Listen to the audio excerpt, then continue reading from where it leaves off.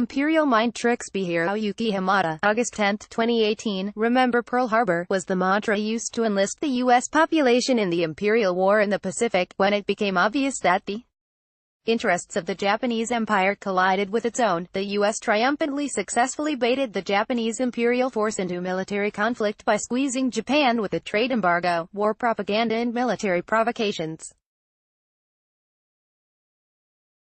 There were many common threads between the Japanese Empire and the U.S. Empire. Both were vehemently anti-communist, colonial and militaristic.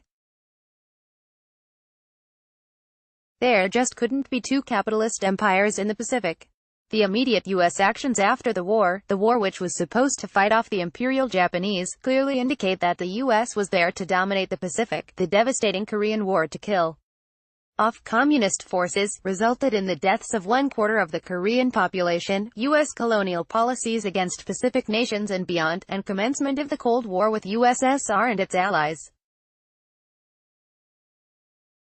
The U.S. nuked Japan to state who was the top dog in the Pacific and beyond. After the war, the two empires became one. The U.S. establishment utilized willing Japanese war criminals in shaping the trajectory of post-World War II Japan within the U.S. imperial framework. Today, the phrase, "Remember Pearl Harbor," is used to keep the U.S. Pacific ally under control, while justifying its imperial trajectory across the globe.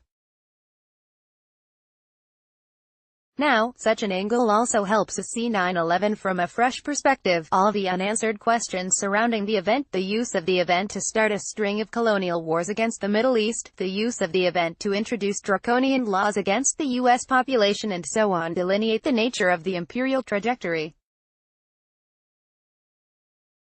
Most of us avoid talking about 9/11 without following the narratives provided by the establishment because the topic has been stigmatized as conspiracy, and it has become an industry independent from the historical context of colonial wars, capitalist expansion and loss of civil liberties. However, it is clear that the world is suffering as a result of actions that followed the event, as 1 out of 100 people become refugees, while millions are killed by the U.S.-backed colonial wars, which have destroyed many countries in the name of democracy, freedom, and justice. I bring up "Remember Pearl Harbor" because recently I was told to remember it when I mentioned the dropping of nuclear bombs on the people of Hiroshima and Nagasaki. One would like to hope that nuclear incineration of a few 100,000 innocent civilians would be condemned without any attempt for a justification.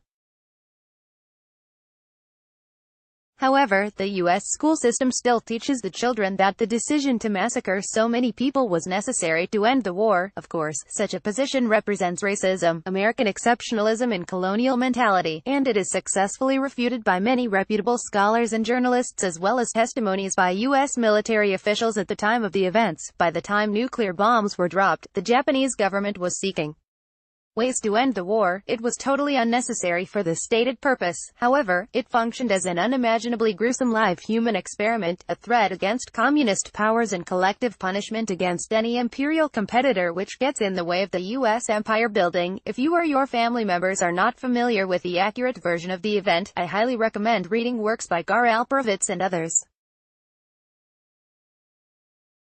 But I was not alive in 1941. By the time I was born, 1968, Japan was firmly in the hands of the U.S. empire, violently repressing the segment of the Japanese population which stood against Japan's complicity in the U.S. militarism. So can you see where those people stand when they tell you to remember Pearl Harbor? It is the voice of the U.S. empire chastising any element that goes outside of the imperial framework of colonialism, corporatism and militarism. In the same way, I see people saying, "Remember 9/11s, never forget 9/11s," and so on, but 9/11 regularly happens in Yemen today at the hands of the US-led coalition. Countless 9/11s have happened in Syria, which have killed 500,000 Syrians, inflicted by the US-backed terrorists. Incidentally, those terror groups include associates of Al-Qaeda, the original 9/11 attackers. The US establishment is breaking its law and giving material support to terror groups, turning its own military forces into an auxiliary of Al-Qaeda.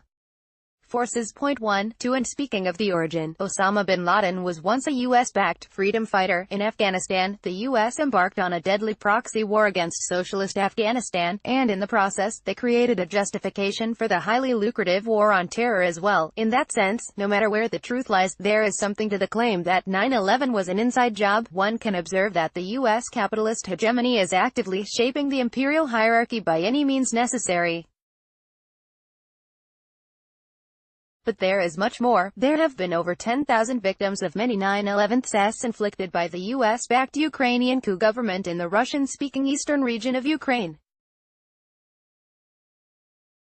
Those who are still parroting the US propaganda lies about Ukraine, or Crimea, please do watch Oliver Stone's excellent documentary Ukraine on Fire. It meticulously describes how the CIA fomented Nazi forces in the region, which had become vital in the US-backed coup against the democratically elected deposed government.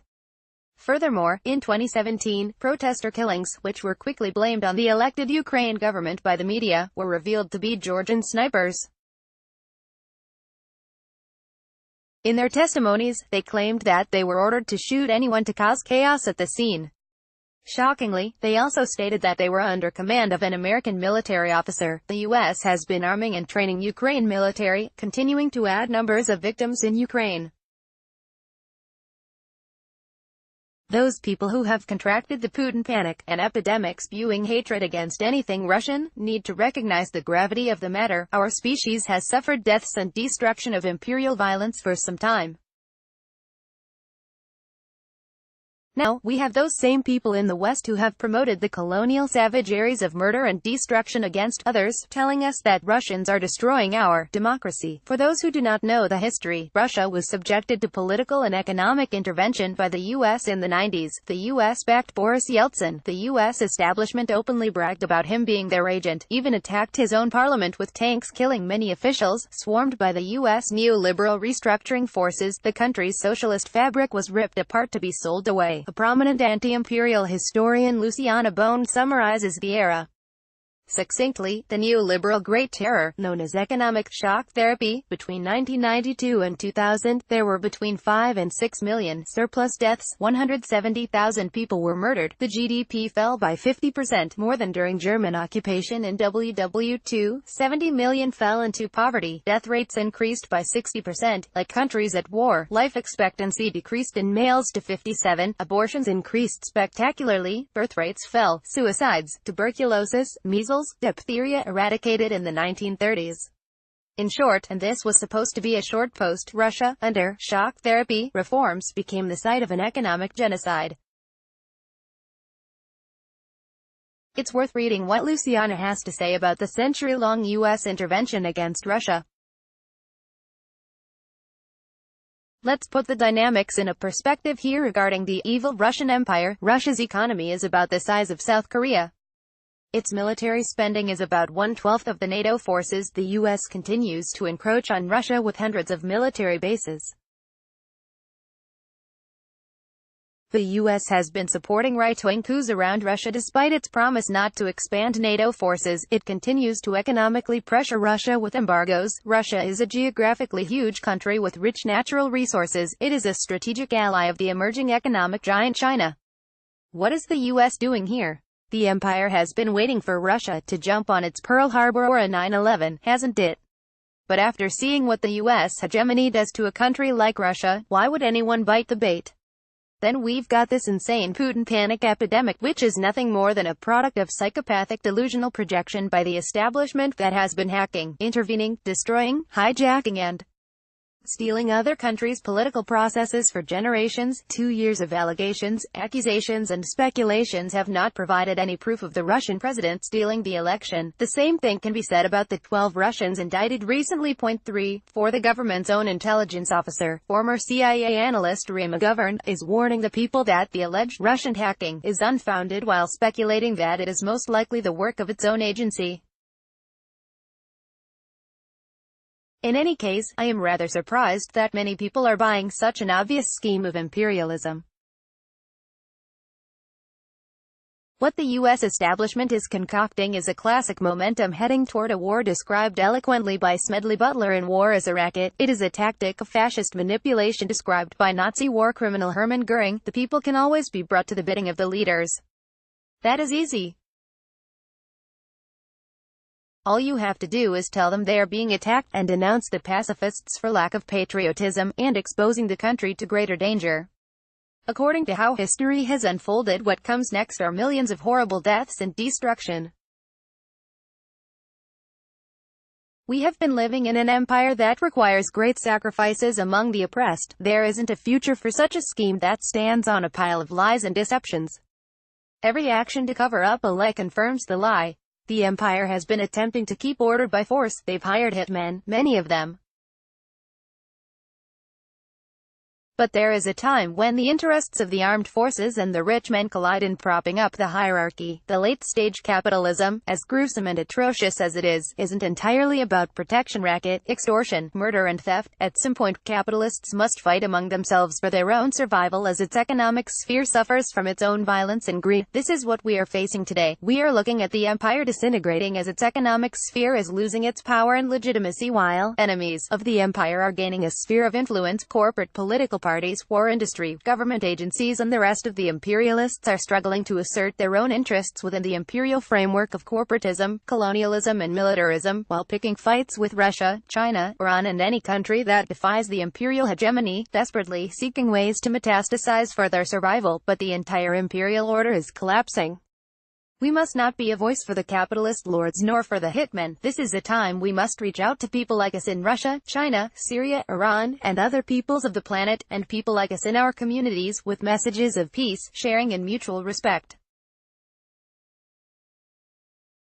The corporate power is already embarking on colonizing the momentum. See the work done by the wrong kind of green on the non-profit industrial complex, for instance.